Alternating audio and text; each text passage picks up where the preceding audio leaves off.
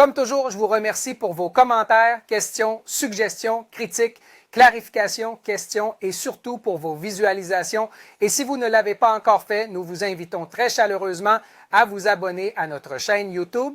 Activez la cloche de notification pour recevoir nos vidéos dès leur publication.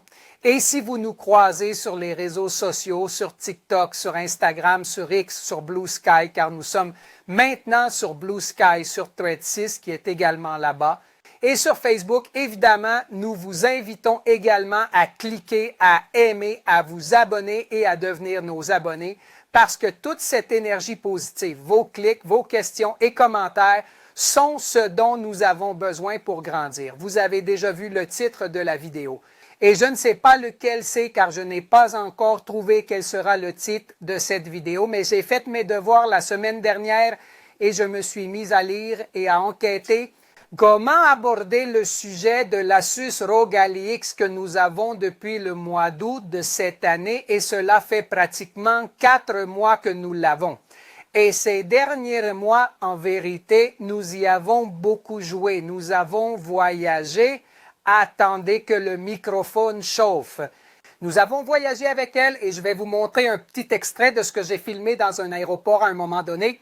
Et je pensais qu'il était opportun de vous donner une idée basée sur notre expérience de ce que représente pour nous la ROG Ally X et comment cela s'est passé pour nous.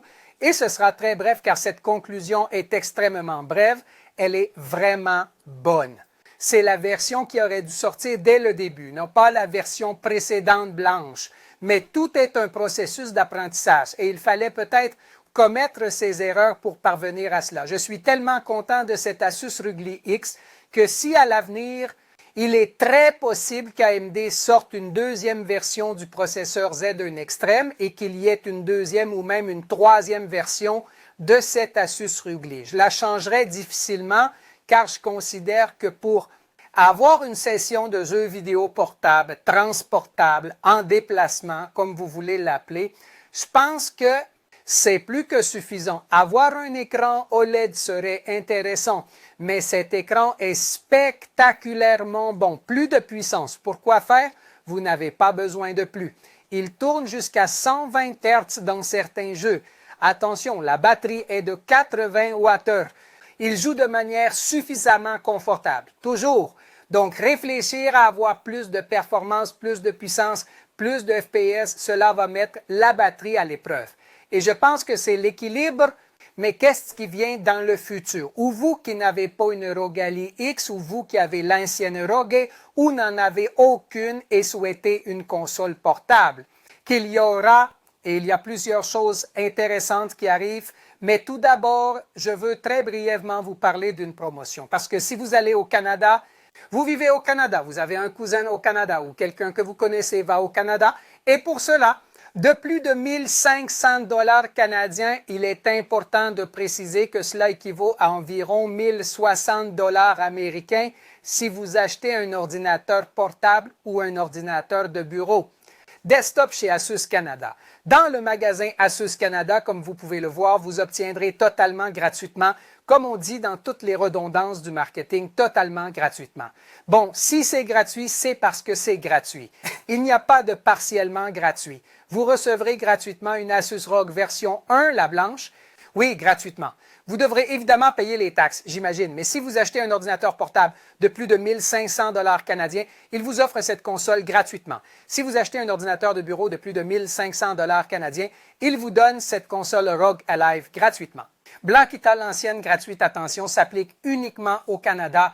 On veut dire qu'au Canada, ils sont coincés avec la version Asus ROG GLI. La X continue à être vendue. Aux États-Unis, ils continuent de vendre la X. Le prix pour clore le sujet de l'Asus ROG GLI X reste le même. 799 $ pour la version d'1 Teraoctet, 899 $ américains pour la version de 2 Teraoctets. Au Mexique, elle peut être obtenue autour de 30 000 pesos mexicains et en Colombie, si le prix 4 520 000 $ colombiens. Donc, il vaut mieux l'acheter aux États-Unis que de l'acheter en Colombie si vous avez la possibilité après 120 jours.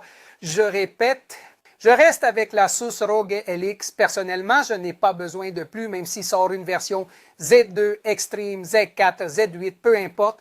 Et pourquoi en est-il arrivé à cette conclusion? Parce qu'il est temps de mettre une pause sur la Asus ROG LX, de la mettre de côté, car nous allons parler de 3 marques. 2 que vous connaissez bien et sûrement une que vous ne connaissiez même pas, car je savais qu'elle existait, mais je n'avais jamais examiné ce sujet.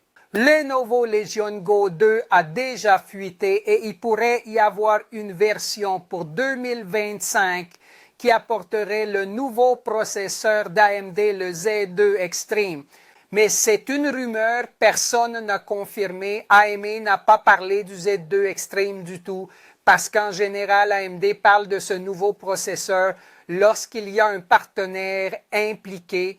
Mettre ce processeur dans une console comme c'était le cas avec Asus au début, mais nous n'avons pas de confirmation qu'il s'agit d'une bonne option. Le Lenovo Legion Go en cette année 2024, nous l'avons déjà eu sur notre chaîne et nous avons conclu que non. Très puissant, il est agréable à jouer, mais il est très grand, très encombrant et la batterie n'aide en rien d'avoir plutôt la taille de l'écran. Cela n'aide en rien d'avoir une telle batterie. Donc, pour le Lenovo Legion Go 2, il n'y a rien, seulement des spéculations. Mais ceux qui ont confirmé et qui sont déjà disponibles en précommande avec configuration, prix, apparence, tout. C'est l'équipe de MSI avec sa griffe la MSI Claw qui vient en 2 versions, la 7IA et la 8IA. Et oui, IA pour intelligence artificielle en anglais. Et ici, nous replongeons dans le sujet de l'intelligence artificielle et comment MSI a pris une voie différente. Parce que MSI a ce désir, je crois qu'ils ont le budget, l'ingénierie et l'intelligence artificielle. La technologie aussi pour se mettre au même niveau qu'Asus et lui faire concurrence. Gigabyte a essayé avec sa ligne Aorus, qui est la concurrence de ROG, mais ils sont tellement focalisés sur leur niche, ce qui est important pour eux, que laisse ROG prendre un peu plus de leadership dans d'autres domaines. Mais MSI, en revanche, au contraire de Gigabyte, a été beaucoup plus unifié dans la création d'une offre parallèle à ROG et pouvoir rivaliser dans différents aspects. Nous voyons des moniteurs MSI très puissants qui font concurrence à ceux d'Asus. Nous voyons des portables très puissants. En fait, les portables se classent toujours parmi les meilleurs portables de l'année. Toujours et surtout, plus ils sont grands, mieux c'est chez MSI. Ces portables de 16 et 17 pouces sont très puissants et sont toujours bien classés. Tout ce qui concerne les périphériques, MSI a investi de l'argent dans le développement de claviers, de souris et bien d'autres choses. Haciendo competencia a ROG. Et le sujet des consoles portables n'est pas en reste. Ils ont présenté une console MSI, et c'est là que les chemins divergent, ils se sont alliés avec Intel. Et la première version de leur Claw était équipée d'un processeur Meteor Lake, qui, bien qu'il fonctionnait très bien, a obtenu de bons résultats dans les tests. Cela ne s'est pas bien passé. Les attentes ont déjà changé lorsque l'on a commencé la revue, lorsque l'on a commencé à évaluer. Il y avait beaucoup de choses, mais tout le monde concluait qu'il restait un chemin à parcourir. Il y avait une courbe de maturation du produit et que cela pourrait signifier avoir un très bon produit à l'avenir. Ce très bon produit dans l'avenir. Cela pourrait être cette nouvelle version de la MSI Claw qui est équipée des processeurs Lunar Lake et principalement du Intel Core Ultra 7 258V. Celle-ci est équipée d'un processeur Intel Arc Graphics 140F. C'est un processeur qui dispose de 8 cœurs avec 4 cœurs de performance et 4 cœurs d'efficacité. Il prend en charge jusqu'à 8 lignes de traitement et pourra gérer jusqu'à 32 gigaoctets de RAM. DDR5 8533 MHz, c'est la mémoire RAM qui vient avec la MSI Claw, 32 gigaoctets de RAM. Et du côté graphique, elle a 8 cœurs XE qui peuvent gérer jusqu'à 64 téraopérations par seconde. Rappelez-vous que cela représente le nombre d'opérations par seconde que le processeur graphique et aussi le processeur peuvent effectuer. Étant donné que Lunar Lake intègre une unité de traitement neuronal, une MPU, le processeur aura donc également une capacité pouvant atteindre 115 TOPS. C'est pourquoi on parle d'intelligence artificielle dans la série M7 et 8 de cette nouvelle version, car en intégrant Lunar Lake, il pourra posséder cette capacité, qui est exprimée en TOPS, c'est-à-dire soit en billions d'opérations par seconde, soit en téraopérations par seconde, selon votre préférence. Et c'est là que cela se distingue complètement de toute autre version d'AMD avec son Z1 Extreme, car ce processeur n'est pas capable d'avoir une unité de traitement pour l'intelligence artificielle, contrairement à la MSI Claw et à Lunar Lake. Que pouvons-nous dire de la MSI Clause 7 et 8? Eh bien, la 8 est un écran de 8 pouces IPS 1920 par 1080 SAN 120 Hz 80 Wh, ce qui me semble le minimum de batterie de nos jours. Tandis que la MSI Cloud 7 là-bas a le même écran 1920 par 1080, c'est IPS comme la 820 Hz mais 53 Wh. Et il existe une version de 512 gigaoctets, tandis que la 8 propose une version d'1 téraoctet de stockage. Alors là, vous avez déjà deux options dans l'univers de MSI. Particulièrement, personnellement, je n'investirais pas dans une console portable qui n'aurait pas une batterie de 80 Wh, car je finirais tout simplement par jouer à des émulateurs pour pouvoir jouer 2 heures, 3 heures sur la console. Tandis qu'une batterie de 8 heures de 80 Wh me permettrait de jouer à des titres AAA, avec un taux de FPS de 60, un peu moins de 60, mais avec une très bonne qualité de détail graphique. Pendant plus de 2 heures, très certainement bien plus de 2 heures. Et c'est, je pense, l'objectif de n'importe quelle console de ces types, c'est que vous pouvez jouer avec un haut niveau de détail graphique, avec une moyenne de 60 images par seconde pendant au moins plus de 2 heures. Vous pouvez obtenir plus d'images par seconde. J'ai atteint sur la mienne la X90 110 images par seconde, mais bien sûr connectée au courant. Prix, la MSI Cloud 8. IA ou AI, comme vous pouvez l'appeler en français, commence ou est à 899 $ américains et la 7 de 7 pouces avec 512 de stockage et 53 avec wattheures de batterie 799. Nous parlons donc d'une différence de 100 $. C'est pourquoi je vous le dis. Ma recommandation, si vous pensez à celle-ci, optez pour la 8 avec un meilleur écran plus grand en termes de taille, une plus grande batterie, 80 Wh et un téraoctet de stockage. Laquelle des deux je préfère? J'aime la noire. Celle que vous voyez, la 8, je trouve que cette couleur est horrible. Mais ce n'est pas moi le responsable du design ni de la couleur. Et si cela fonctionne bien pour eux, eh bien, on réussit avec la couleur. Et c'est l'option que nous avons actuellement pour dire et sortir sur le marché en décembre 2024 et décider ce que j'achète. Je patiente ou j'achète la ROG Ally X ou j'attends pour précommander la MSI Cloud 8IA. Ou y a-t-il une autre option? Eh bien oui, il y a une autre option. Et cette option est extrêmement bonne, belle, spectaculaire, très puissante et elle a également de l'intelligence artificielle. Mais nous parlons d'une toute autre gamme de prix qui la place dans une position très très élevée sur l'échelle des prix et aussi dans un lieu très éloigné pour se la procurer car il ne sera pas facile de l'acquérir. Vous allez devoir avoir un peu de foi. Vous devrez effectuer un paiement et attendre que l'équipe de One X Player vous envoie la One X Player F1 Pro. Et cette console que vous voyez, pourquoi est-ce spécial, vous vous demanderez probablement. Parce que c'est la première console portable à intégrer le nouveau processeur AMD Ryzen IA ou Intelligence Artificielle 9, que ce soit le HX 370 ou le 365, issu d'une génération Strix Point Zen 5.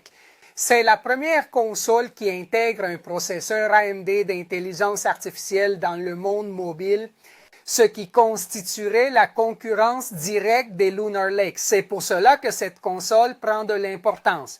Dans son traitement graphique, nous aurons une carte ou une puce AMD 890 méta, jusqu'à 16 unités de cœur, et une AMD 840M pour l'AI 365 avec 12 unités de cœur et respectivement l'un aura 420 TOPS et l'autre 73 TOPS. Rappelez-vous que TOPS, c'est le nombre d'opérations par seconde que cela est capable de réaliser. Cela la place à un autre niveau. La console a l'air très bien, elle est très jolie, très compacte. L'écran a la même taille. C'est un écran de 7 pouces, 1920 par 1080. À 144 Hz.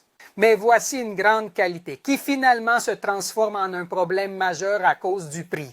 Et c'est que cet écran est OLED, comme il est OLED. C'est spectaculaire. Il n'y a rien à discuter concernant les écrans OLED en décembre 2024. Donc, sujet clos, c'est spectaculaire. Ce serait le meilleur écran pour une console portable. Cependant, d'un autre côté, elle a une batterie de 48 Wh et demi. C'est là que vous vous demandez comment s'est passée la performance. Est-ce que cela a fonctionné pour moi? Est-ce que ça va fonctionner de la même manière que je ne sais pas si vous avez déjà une Claude MSI ou une Royal EX, mais nous parlons ici d'un écran OLED d'un côté. C'est la moitié de la batterie, un peu plus de la moitié de la capacité de batterie avec laquelle nous travaillons habituellement avec 80 Wh. Et c'est ici que nous commençons à parler du sujet du prix. Mais attendez, avant d'aborder le prix, il se trouve qu'il y a une version Évangélion rouge avec du jaune qui est tout simplement folle. Et ils l'ont annoncé, il n'y a qu'une seule photo de ce que serait cette EVA version F1 Pro édition limitée que vous voyez actuellement.